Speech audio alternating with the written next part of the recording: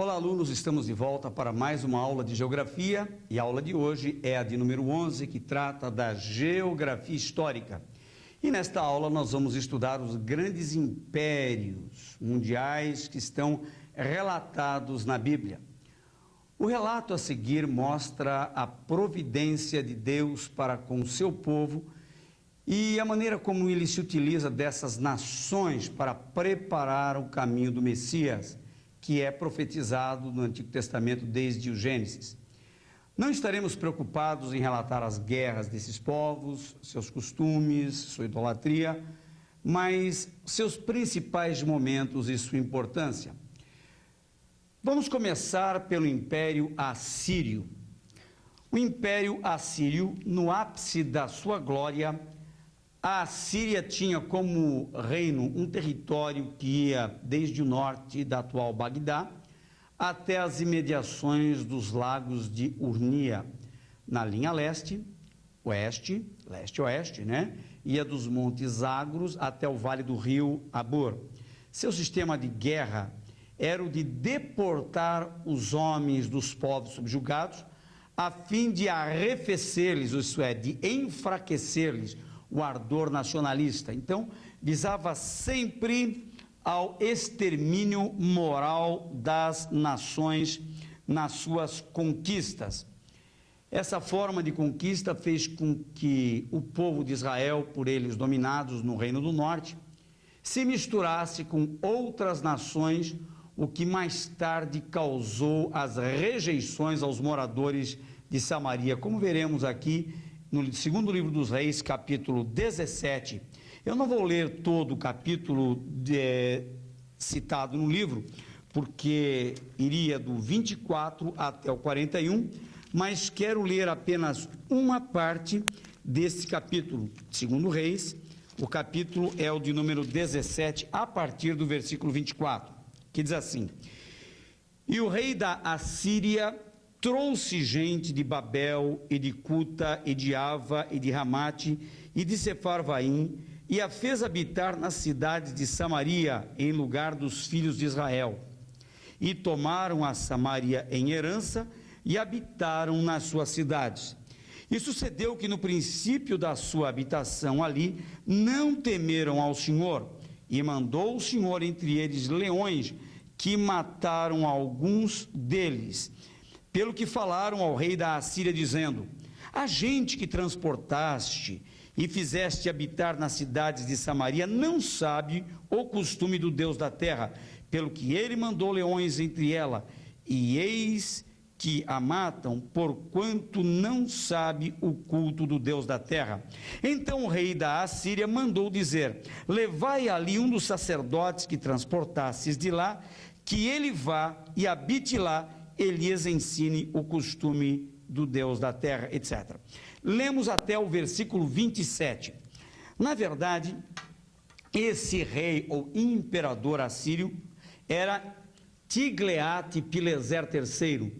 Ele é o homem que faz o seu império assírio crescer e, como já dissemos, uma das suas intenções, um dos seus ideais, era conquistar uma terra, depois outra e outra a seguir, e no fim misturar, miscigenar os povos dessas terras que ele acabara de conquistar. E ele acabou fazendo isso também com o Reino do Norte. Lembrem-se de que a terra de Israel estava agora dividida em dois reinos. Samaria para cima era Reino do Norte e o Reino do Sul era o Reino de Judá.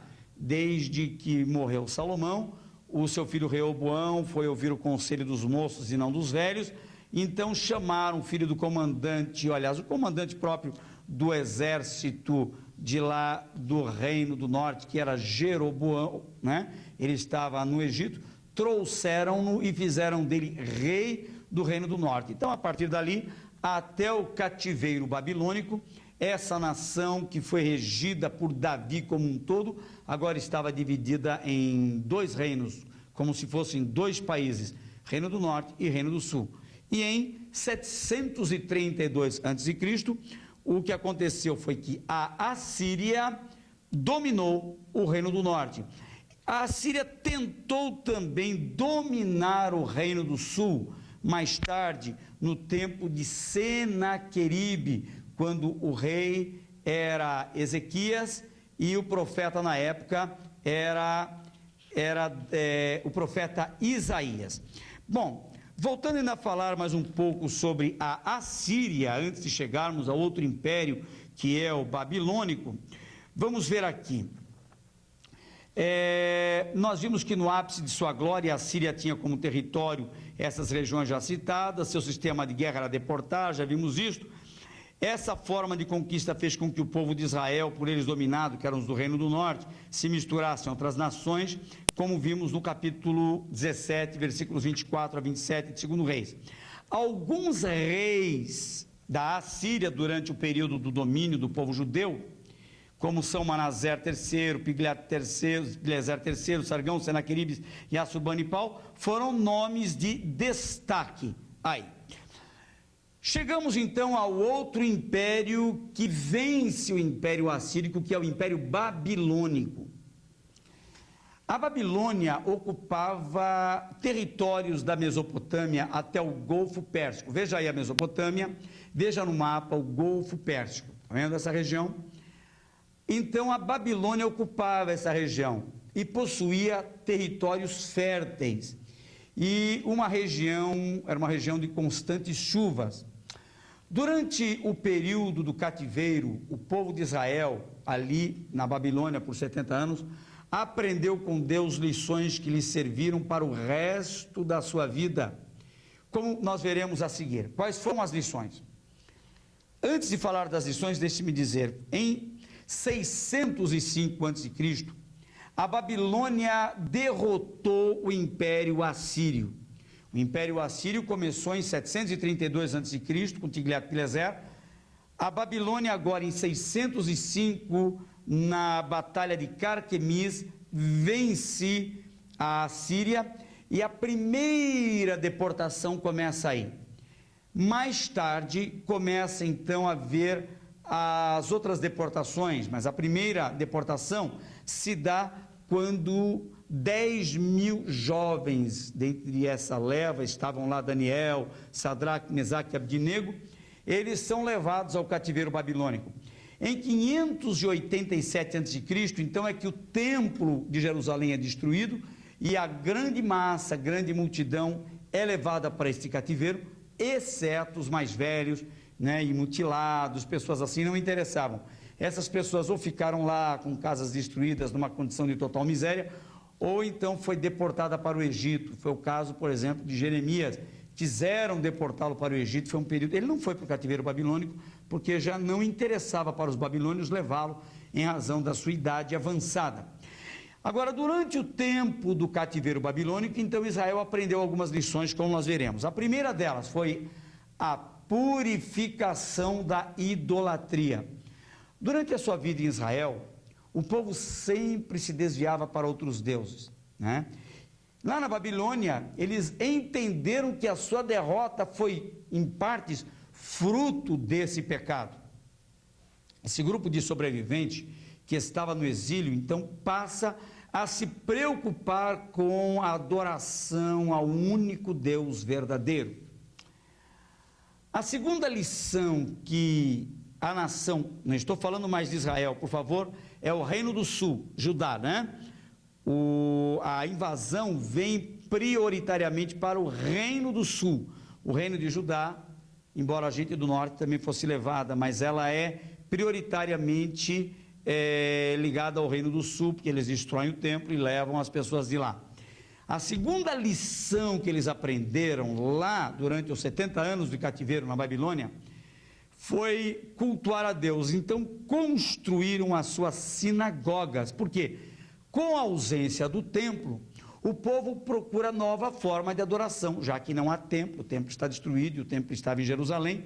Então, eles começam a se reunir para adorar a Deus e para ler as Escrituras nas sinagogas. Um detalhe, você nunca leu no Novo Testamento que houvesse, no Antigo Testamento, que houvesse sinagoga, só no Novo Testamento, já observou isso? Porque as sinagogas são congregações, uma sinagoga é uma congregação de judeu, Não é a mesma coisa que o templo, porque o templo era sagrado, só havia um, e a esperança dos judeus é que ele seja reconstruído, e há profecias para isso, tanto no Antigo quanto no Novo Testamento. O anticristo vai possibilitar isto, a reconstrução do templo dos judeus, exatamente no lugar onde ele estava construído, e hoje é ocupado por uma mesquita islâmica. Então, lá, na ausência do templo, eles se reuniam nas sinagogas. Uma sinagoga se reúne normalmente de sexta-noite, quando começa o Shabat, e vai até o pôr do sol do sábado. E eles usam a sinagoga para a leitura das Escrituras, né? Para o estudo das Escrituras. E as sinagogas serviram também para manter a integridade política, social e religiosa. Vocês podem guardar as 3 frases, não está aí no seu livro. Mas as sinagogas ajudavam a manter a integridade, a unidade, né, do povo ali, política, social e religiosa. Esta é uma das razões porque esse povo sempre esteve forte ao longo da sua história e conseguiu se manter até os dias de hoje como uma nação sólida, forte, cristalina, né? Muito bem, esses locais então passam a ser conhecidos como sinagogas. A terceira grande lição que Israel aprende no cativeiro babilônico é a superioridade de Deus. Ora, eles estavam muito voltados para a idolatria, cada vez que se desviavam, eles se voltavam para os ídolos. Agora, no cativeiro, eles estão vendo a idolatria dos povos pagãos da Babilônia, e eles aprendem agora a grande e dura lição de terem virado as costas para Deus muitas vezes. E lá eles valorizam a superioridade de Deus. A visão de que Deus estava somente em Israel começa a perder a força. Eles percebem que mesmo sendo derrotados e escravizados, Deus não os havia abandonado, mas estava presente e dando força para eles. Havia muitas profecias de retorno à terra prometida, e essas profecias é que incentivavam, fortaleciam, animavam o povo, né? E davam a eles um espírito nacionalista muito forte. Outra grande lição que o povo judeu aprende no cativeiro é a respeito das Escrituras, né?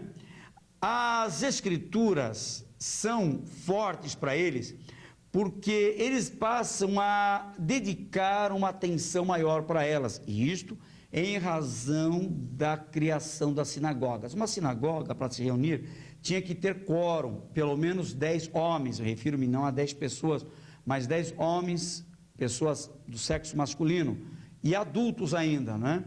E assim havia quórum, e havendo quórum, o povo podia, ali com o mínimo de 10 homens, podiam fazer então a leitura das Escrituras, e o povo de Israel começa a se inteirar mais do conhecimento das Escrituras depois do cativeiro babilônico, e a interpretá-las com mais acerto também, né? Muito bem. Tanto que a escola do rabinato, a escola, né, da interpretação bíblica para os judeus, está dividida entre Shammai e Hillel, antes e depois do cativeiro babilônico. Como eram vistas, interpretadas e lidas as Escrituras até o cativeiro e como eram lidas depois. Então, há um grande interesse em conhecer as Escrituras e também desperta neles o interesse de saber sobre o Messias. Começam a ler com mais frequência o livro sagrado. Nesse tempo, eles entendem que precisam preservar a lei de Deus. E apesar de ser um castigo, né, que eles estão vivendo, Deus se utiliza desse castigo para curar a rebeldia do seu povo, né? Bem, esse então é o período conhecido como período babilônico. Nós falaremos a seguir do Medo-Persa, mas quero que vocês observem uma coisa. A história do período babilônico é muito grande nas Escrituras. Eu não gostaria de passar por isso, já entrar no Medo-Persa, sem antes ler para vocês uma referência nas Sagradas Escrituras, no segundo livro dos Reis, no capítulo 24, versículos 18 a 20, depois nós vamos ler uma porção do capítulo 25, tá? Então, 24, de 18 a 20, diz assim: Tinha Zedequias 21 anos de idade quando começou a reinar, e reinou 12 anos em Jerusalém, e era o nome de sua mãe Ramutal, filha de Jeremias de Líbna. E fez o que era mal aos olhos do Senhor, conforme tudo quanto fizera Jeoaquim. Pois assim sucedeu por causa da ira do Senhor contra Jerusalém e contra Judá, até os rejeitar de diante da sua face. E Zedequias se revoltou contra o rei da Babilônia. Olhem só, isso não era para acontecer. Aliás, o profeta Isaías e o profeta Jeremias prenunciavam o cativeiro. E aliás, Jeremias ia um pouco além de Isaías, que Isaías era mais brando, mas Jeremias era mais incisivo. Ele dizia: nós merecemos o castigo, da Babilônia virá o castigo. Agora, a recomendação do profeta Jeremias era essa: aceitem porque é de Deus. Por ruim que fosse, tinham que aceitar. Mas diziam que Jeremias era um velho caduco. Então o rei contratava outros profetas para profetizarem a favor disso, para negar aquilo que o profeta Jeremias dizia. E esse rei do Reino do Sul, ele é rei em Jerusalém, Reino do Sul, Judá, Zedequias, ele então se insurge contra o rei da Babilônia, contrariando a orientação de Deus. Se ele ao menos fosse sábio, deixasse a coisa, levasse em banho-maria, podiam se sujeitar ao cativeiro e não sofreriam o que sofreram, né? O sofrimento foi grande. Haja vista o que está no Salmo 137, que, né, o salmista tem ali um cântico de lamentação: junto aos rios da Babilônia nos assentamos e choramos, lembrando-nos de Sião, né? E nos salgueiros que havia em redor ali, nós penduramos as nossas harpas, enquanto eles diziam para nós: cantem-nos um dos hinos de Sião. Mas como entoaremos hinos do Senhor em terra estranha? Aí eles praguejavam, os babilônios, dizendo: feliz aquele que um dia pegar a cabeça dos seus filhos e der com elas nas pedras. Era o desabafo, era a revolta do povo do Reino do Sul, do povo de Judá, por causa desse cativeiro. E eu vou só terminar de ler para nós passarmos para o outro império, que é o Medo-Persa. Mas vejam aqui, capítulo 25 ainda de 2 Reis, versículos 1 e diante. E sucedeu que no 9º ano do reinado de Zedequias, no mês 10º, aos 10 do mês, Nabucodonosor, rei da Babilônia, veio contra Jerusalém, ele e todo o seu exército, e se acamparam contra ela, e levantaram contra ela tranqueiras em redor. E a cidade foi sitiada até ao 10º ano do rei Zedequias. E aí continua toda a história, nós lemos os versículos 1 e 2, e o rei Zedequias acaba tendo os olhos perfurados, é levado, preso, amarrado, uma história triste. Então o final da sua vida se dá na Babilônia. Podia ser de uma forma mais branda, no entanto, por não ouvir o profeta, por não aceitar a sua orientação, que era de Deus, acabou sofrendo ele e toda a sua casa. Passemos então a outro reino, o reino Medo-Persa. Bom, depois dos 70 anos do Império Babilônico, né, o Império Babilônico vai se arrefecendo, se enfraquecendo, até que no ano 539 a.C., os medos e os persas, que hoje não são amigos, Irã e Iraque, hoje brigam, né? Lembram da guerra que houve de Irã e Iraque?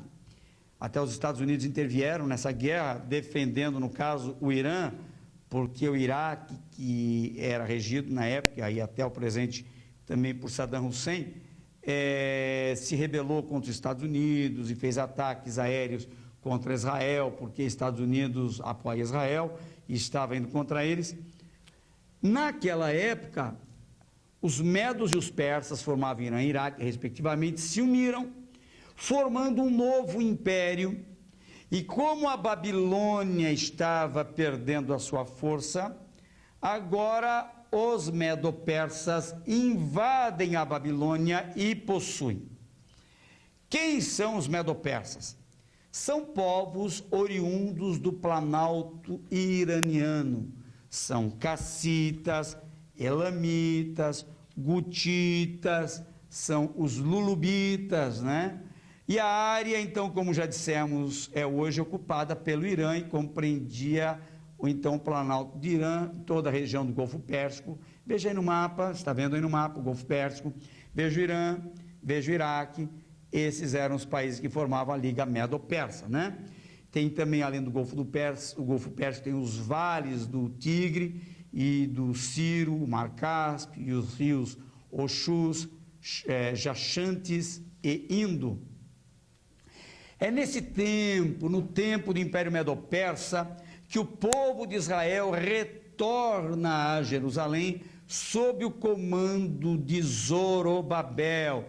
Vamos ver, olha, essa história toda está no livro de Esdras, capítulos 1 ao 3, mas eu vou ler Esdras apenas, eu vou ler o capítulo 1, versículos 1, vamos ver aqui, Esdras, capítulo 1, versículos 1 e 2, são os versículos que eu vou ler, que falam desse período agora medo-persa.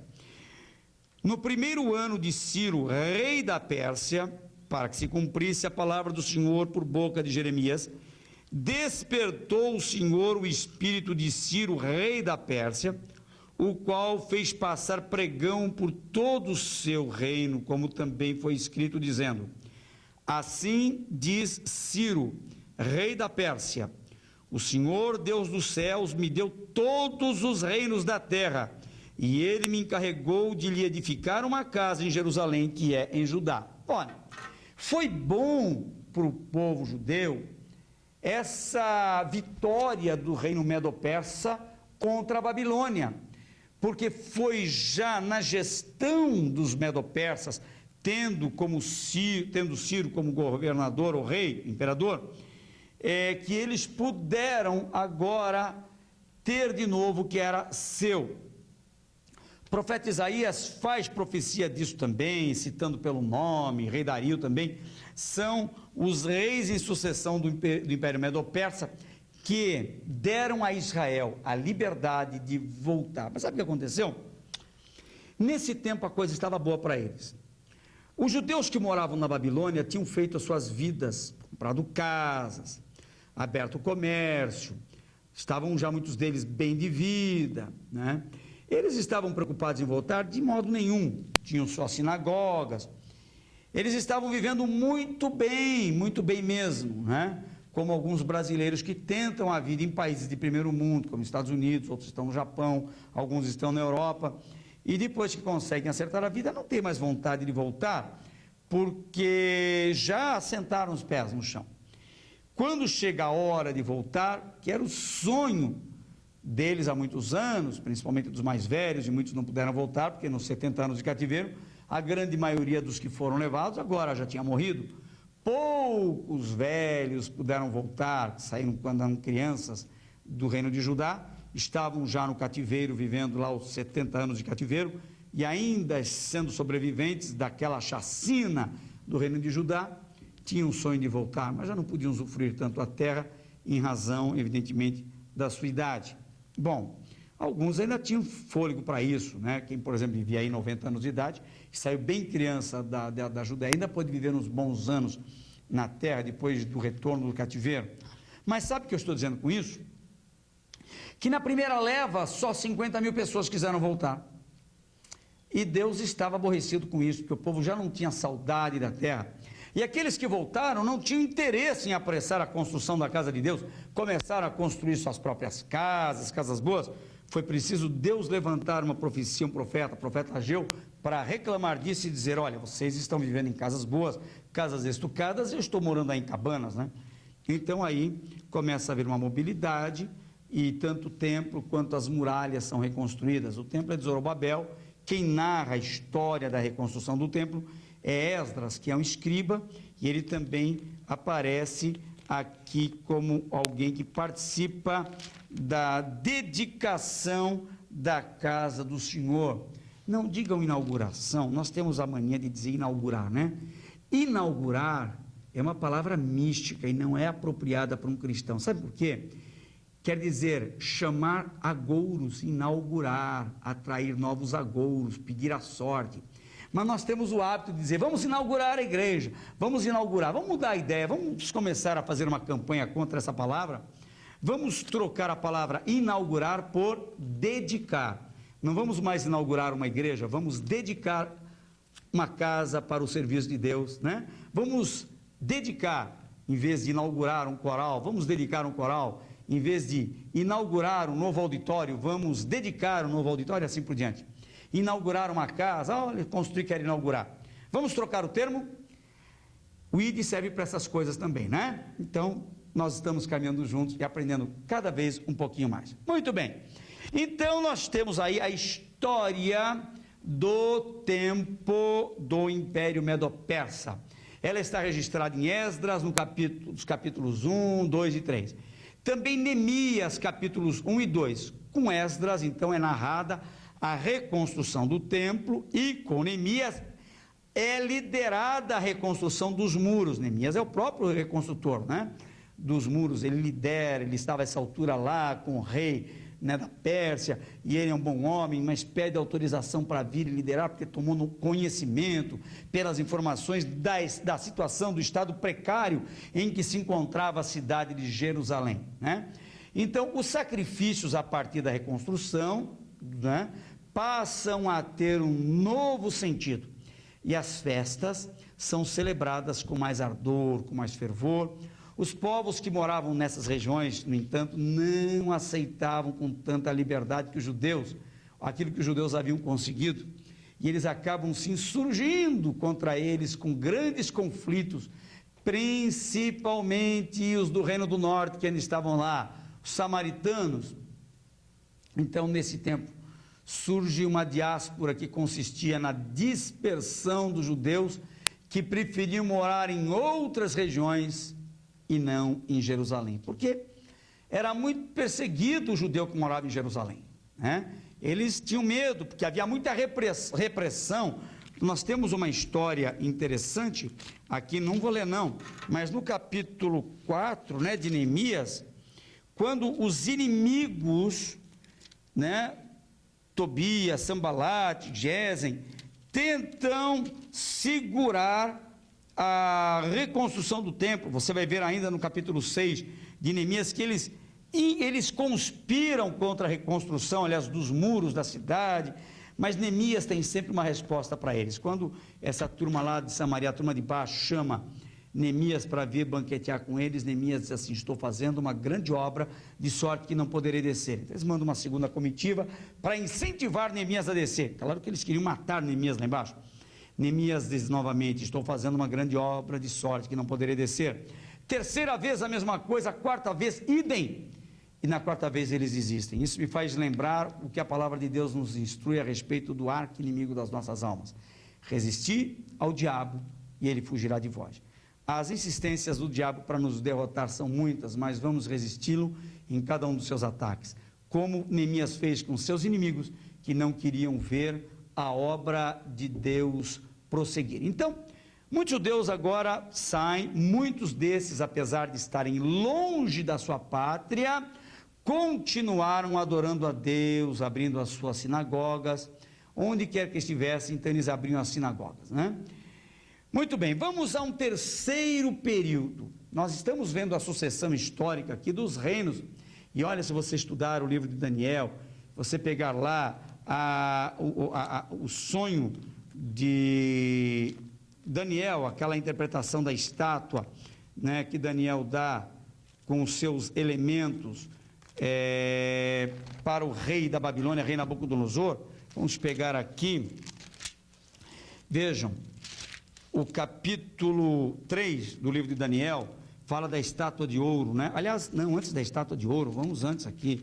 O capítulo 2 fala do decreto e do sonho do rei, que é interpretado por Daniel, e fala dos períodos da história, dos grandes impérios da história. Por exemplo, nós temos uma descrição aqui dos versículos 28 a 30, e que vão falando do período dominado pela primeira parte da estátua, que fala do período dos impérios anteriores. Nós temos a Síria, depois o babilônico, que a seguir o Medo-Persa. Por exemplo, os versículos 37 e 38 falam da cabeça de ouro, referindo-se ao Império Babilônico, que vai de 605 até 539 a.C. Nós temos o versículo 39, que fala da Grécia. Olhem aqui, Olha o Império Grego aqui, capítulo 2, versículo 39 de Daniel. E depois de ti se levantará um outro reino inferior ao teu, e um terceiro, falou do segundo, que é o Medo-Persa, e um terceiro, que é o terceiro, é um reino de metal, o qual terá domínio sobre toda a terra. Esse era o Império Grego ou Helênico. Onde está a Grécia? A Grécia é uma península localizada no sudoeste da Europa e banhada por 3 mares. Olha aí o mar, a leste pelo mar Egeu, ao sul pelo mar Mediterrâneo e a oeste pelo mar Jônico. Você está vendo no mapa? No norte ficava Macedônia, também conhecida como Acaia ou Ática, um país cercado por ilhas ou ilhotas, né? Suas terras possuem poucas planícies e os rios são caudalosos, o que dificultava evidentemente a agricultura. O apogeu, a parte alta desse império também, é chamada de Império Macedônio, e se deu com Alexandre Magno em 330 a.C. Ele também é conhecido como Alexandre o Grande. O desejo de Alexandre era conquistar o mundo, mas não somente com armas. O seu lema era um idioma, um mundo. E ele conseguiu isto, ele conseguiu fazer com que todos os países do seu domínio fossem agora alvos do seu ideal. E ele conseguiu implantar a língua grega, o grego koiné, que é o chamado grego popular. Esse grego, então, era usado em todo o povo da sua conquista, né? Juntamente com a sua cultura. Então, ele, por exemplo, Alexandre Magno construiu uma faculdade no Egito, né? Ele construiu também a cidade de Alexandria, no norte do Egito. Alexandria, em homenagem a si mesmo, ele é Alexandre. Então, nós temos, acho que a primeira faculdade da história é essa. Ele estava conseguindo difundir a cultura grega e, sobretudo, a cultura grega em termos de língua, o que veio favorecer a comunicação entre os povos no tempo de Jesus, né? Então, apesar de não ter tido uma grande duração, o Império Grego-Macedônio, a cultura grega tem influenciado até os dias de hoje. Quem, por exemplo, nunca ouviu falar dos filósofos como Sócrates, Platão, Aristóteles, Pitágoras? Quem não conhece a arquitetura grega, os estilos jônio, eólico, né? Esses estilos das colunas, tem lá os seus estilos especiais, cada uma com a sua designação, são colunas muito conhecidas dos que trabalham em arquitetura. Eu estive na Grécia visitando, filmando, fotografando. Essas colunas realmente são coisa assim extraordinária, né? Pode ver algumas imagens dessas aí, são algumas colunas, inclusive nesse pequeno museu na cidade de Corinto, que ainda guarda, né, esses resquícios. E quem, por exemplo, não discute sobre os problemas das cidades e se preocupa com a sua forma física? Isto tudo é resultado do quê? Resultados do domínio grego no mundo.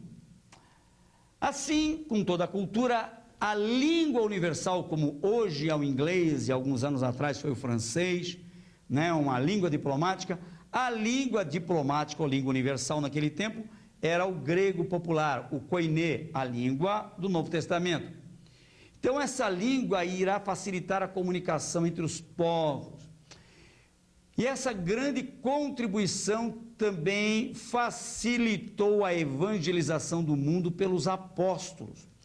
E no ministério terreno de Jesus também fez com que a sua mensagem chegasse com mais facilidade aos lugares distantes. Então, vimos aí o Império Grego ou Helênico. Um outro império famoso, que é o Império dos dias de Jesus e que domina o mundo, né? Como Roma, Grécia, Macedônia, Palestina, Itália, Egito, Ilhas Britânicas, Gália, são todos países, Espanha, de domínio de Roma. Vamos ver então finalmente esse quarto império, que é o Império Romano. Ele aconteceu no ano 67 a.C., estendia-se da extremidade do ocidental do mar Mediterrâneo, veja aí no mapa, até o rio Eufrates, no Oriente Médio. Ele dividia seus territórios em províncias. Entre elas se destacavam a Síria, a Ásia, né, a Galácia, a Panfilha. O regime militar de Roma trouxe muitos benefícios aos povos e principalmente facilitou a pregação do Evangelho. Vamos ver Gálatas capítulo 4, versículo 4. Gálatas 4:4. Esse versículo é chave para explicar a época em que Jesus nasceu. Mas vindo a plenitude dos tempos, Deus enviou seu filho, nascido de mulher, nascido sob a lei. Vejam que coisa interessante, como a Bíblia se cumpre. Uma vez uma pessoa me abordou e disse assim: olha, por que Jesus não apareceu no mundo nos dias de hoje? Seria muito melhor, o mundo iria entendê-lo mais. Olha, Deus não se baseia na opinião dos homens a respeito dos planos dele, nada que lhe diz respeito. Deus não depende, os homens são muito arrogantes, deviam esperar e saber que Deus age sempre da sua maneira, nos seus termos, na hora em que ele quer agir, da maneira como ele quer agir. E a Bíblia diz que Jesus nasceu na hora certa. Gálatas 4:4 diz que foi na plenitude dos tempos. Nasceu no momento exato, o ponto da história, tanto que ele se torna referencial, paradigma da história. Tudo que você vê na história é contado antes ou depois de Cristo. Então, isto também do ponto de vista de marketing é interessante, porque Jesus, mesmo sem ser anunciado a muitos povos, torna-se um referencial da história. A história é contada a partir dele, né? E antes de ver esses pontos que estão enumerados no livro, como 1, 2 e 3, né, que é a construção de estradas, proteção militar e liberdade de comércio, eu quero destacar algumas coisas. Vejam só. Com o período grego, a língua foi deixada como herança, e a cultura também. Com a vinda dos romanos, eles não desperdiçam tudo aquilo que os gregos plantaram de bom. Então, o Império Romano se aproveita, se vale de todo o legado deixado pelos gregos. E o principal deles, evidentemente, é a língua, que tornou acessível a comunicação de todos os povos que agora estavam subjugados ao poder de Roma.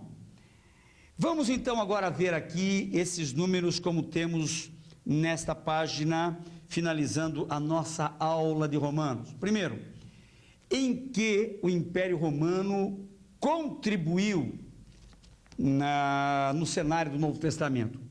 Com a construção de estradas, o que facilitou o comércio e a comunicação, apesar de estas serem construídas para a locomoção dos exércitos romanos. Primeiramente foi isso. Então, as estradas. Como eram as estradas? As estradas eram retas. Nesse tempo do Império Romano, fizeram os chamados sulcos marítimos, isto é, começaram a desenhar os mapas dos mares conhecidos até então, que era o mar, por exemplo, aqueles oceanos mais próximos ali da Europa, né? Porque havia ainda aquele temor de que o mundo fosse uma tábua, uma mesa. Isso perdurou até a Idade Média, até o tempo da descoberta do Brasil. Américo Vespúcio foi quem desenhou o primeiro mapa mundi, né? E foi Galileu Galilei, que até foi condenado pela Igreja de Roma, porque ele afirmava que a Terra era redonda, o que o profeta Isaías já afirmava também. O profeta Isaías diz que a Terra é esférica, o global, né? Mas vejam só, no tempo do Império Romano, começaram a fazer a divisão das províncias. Então eles faziam divisão com estradas retas, uma delas ainda existe até hoje, a Via Ápia. A Via Ápia, ela tem um retão, né? Ela é uma estrada reta, ela subsiste ainda. E assim eles dividiam as províncias, os mapas não eram assim tão sinuosos, tortos, como os mapas que conhecemos hoje, não. Eles eram mais quadráticos, mais ou menos parecidos com os mapas dos Estados Unidos, né, que são divididos em linhas retas. E isto acabou inspirando, inclusive, o apóstolo Paulo a escrever aquela palavra de Timóteo, aquela palavra a Timóteo, na segunda carta, capítulo 2, versículo 15. Vamos ler aquela carta, vocês vão ver que coisa interessante, como a geografia entra também na teologia. 2,15 de 2 Timóteo. Procura apresentar-te a Deus aprovado, como obreiro que não tem de que se envergonhar e que maneja bem a palavra da verdade. Essa palavra aqui está, creio que melhor traduzida no inglês. Aqui está dizendo no inglês, dividing well the word of the truth, isso é, que divida bem a palavra da verdade. No grego é ortotomonta ten ologos aletheia. Essa palavra fala de cortar reto a palavra da verdade, aqui em português traduzida como manejar bem. Paulo, com certeza, se inspirou nesta forma romana de dividir as províncias, as estradas retas, ou às vezes eles faziam cercas, né, para dividir uma província da outra, tudo reto. Paulo diz assim, olha, a gente tem que pegar a palavra está aí, com doutrina, sobre todos os temas que Deus revelou para o homem, aquilo que interessa ao homem conhecer, mas só que eles não estão todos organizados. Então cabe a nós pegar a Bíblia e separar assunto por assunto. Por isso que você estuda no ID, por isso que você faz teologia, por isso que você estudou o Antigo Testamento, estudou o Novo Testamento, por isso que estudou história eclesiástica, por isso que está estudando geografia, por isso estudou seitas e heresias, por isso está estudando hermenêutica, homilética, assim, cada matéria. E na teologia sistemática, então, cada uma das matérias, né, que são 11 temas da teologia sistemática, cada uma delas estudada minuciosamente, né? Você tem lá estudo sobre Deus, sobre Jesus, sobre anjos, sobre homem, pecado, sobre igreja, sobre Espírito Santo, sobre últimas coisas e assim por diante. O que nós estamos fazendo com a Bíblia é o que Paulo recomenda. E o que Paulo recomenda é inspirado na geografia de Roma, a maneira como os romanos então dividiam as províncias e faziam também as suas linhas marítimas chamadas de sulcos marítimos. É a palavra orto no grego quer dizer reto, correto. Você fala em ortografia, escrita correta. Ortoepia, fala correta. Ortodontia é aquilo que o dentista faz para a correção dos dentes, pondo aparelho nas pessoas. Orto no grego vem de reto, correto. Muito bem. Vamos então à segunda contribuição de Roma ao mundo do Novo Testamento. É a número 2, proteção militar.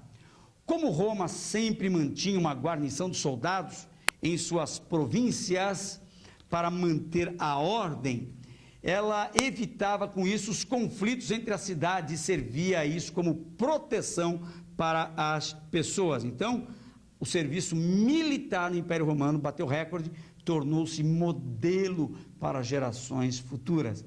Em terceiro lugar, nós temos a liberdade de comércio e de transporte. Aliás, o comércio no período romano bate recorde, né? O povo tinha a liberdade de andar para qualquer parte para comercializar seus produtos, com as estradas conservadas, com a segurança garantida então pelo militarismo que era forte, né? As pessoas perdiam medo de viajar, porque naquele tempo ainda havia muitos ataques, né? De bárbaros, havia ataques de ladrões que andavam ali perambulando por aqueles desertos, aquelas regiões áridas, inóspitas. Então eles abordavam no meio do caminho as pessoas que traziam consigo pertences, objetos de valor, e esse era um período então que agora estava trazendo maior alívio, mais segurança para os viajantes, sobretudo os que faziam comércio entre os países ali, daquela região da Europa toda, por causa das estradas e por causa da proteção militar. Contribuiu também para que o povo judeu pudesse participar das festas em Jerusalém. Ora, as estradas favoreciam isso, né? E outra coisa é que durante o período do Império Romano, os judeus estavam em grande parte espalhados pelo mundo e muitos estavam na Europa. E onde o judeu está, claro, onde tem uma comunidade, uma colônia de judeus, ali existe fatalmente uma sinagoga. E nessa sinagoga cultua-se a Deus, lê-se a palavra de Deus, e mais do que nunca os judeus diziam, agora sim há de vir o nosso Messias, agora há de vir o nosso Messias. E é nesse cenário que cumpre-se então Gálatas capítulo 4, versículo 4, como lemos há pouco, a plenitude dos tempos, Jesus vem na hora certa, e assim, com a vinda dos romanos, o Império Romano, o mundo do Novo Testamento está totalmente preparado para a realização da obra de Deus. E segundo nós lemos em Colossenses capítulo 1, versículo, não me lembro se é 6 ou se é 9, mas eu agora tive muita sorte, eu abri em cima, né? Capítulo 1, versículo 6 mesmo, não errei. Paulo, referindo-se ao Evangelho, diz a respeito dele, que já chegou a vós, como também está em todo mundo, e já vai frutificando, como também entre vós. Ele está dizendo que o Evangelho aqui já estava indo em todo mundo. O mundo de então tinha uma população aí de 250 milhões de pessoas. Hoje passa já de 6 bilhões, né? E no futuro próximo já estaremos na casa dos 7 bilhões de habitantes. Vejam só, naqueles dias, 250 milhões de habitantes, não havia rádio, televisão, telefone, avião, nenhum meio de comunicação fácil, computador, como temos hoje, internet, mas o Evangelho era pregado com mais denodo, mais vigor, mais audácia, e o cenário geográfico criado por Roma facilitou tudo isso, propiciou ao Evangelho a pregação, estendendo-se até o mundo todo conhecido de então. Muito bem, finalizamos aqui a aula de hoje, que é a de número 11, se Deus quiser, na semana que vem, estaremos na aula 12, estudando a geografia do Novo Testamento. Por hoje é só, não deixe de ler a sua aula, não deixe de ler as passagens bíblicas relativas à aula, estaremos estudando então a geografia do Novo Testamento, falando das viagens missionárias do apóstolo Paulo. Que Deus abençoe a sua vida e até a semana que vem, se Deus quiser.